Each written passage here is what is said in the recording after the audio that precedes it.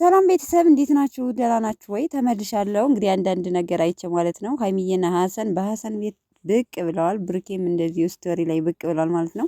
በነገራችን ላይ ያስፈልገዋል ቅመምዬ። ይሄ ልጅ ግን ቀልዱን በጣም እንትን ይለዋል።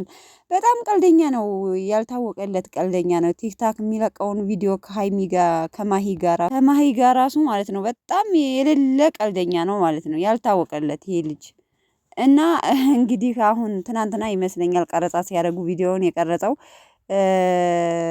ባል ስታገቢ ምን ማድረግ እንዳለብሽ ልንገርሽ አለና የሆነ እስኪ መጀመሪያ ባል አግቢ አለና ያው ያሳየችው ፎቶ ከጋላሪ አውጥታ እነዚህን ፎቶች እንግዲህ ታውቋቸዋላችሁ።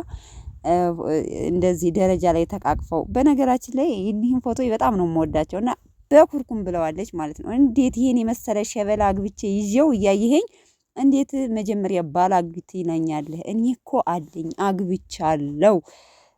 እንዴት አላገባችም መጀመሪያ ባል አግቢ ትለኛለህ ብላ ከመማታት ደርሳለች ማለት ነው። ቪዲዮን ገብታችሁ ማየት ትችላላችሁ። በጣም የሚያስቅ ቪዲዮ ነው ማለት ነው። ለማንኛውም ይመቻችሁ። እንግዲህ ስለ ዲኤንኤው ስለ እንትኑ ስለ አትራሳውንዱ ብዙ ነገር እያላችሁ ነው። በነገራችን ላይ እንግዲህ በጊዜ ሂደት የምናየው ነገር ይሆናል። ቤተሰቦቼ ምንም ማለት አያስፈልግም። ያው ግማሹ ፕራንክ ነው፣ ምንም አትራሳውንድ የለም፣ ቦርጭ ነው።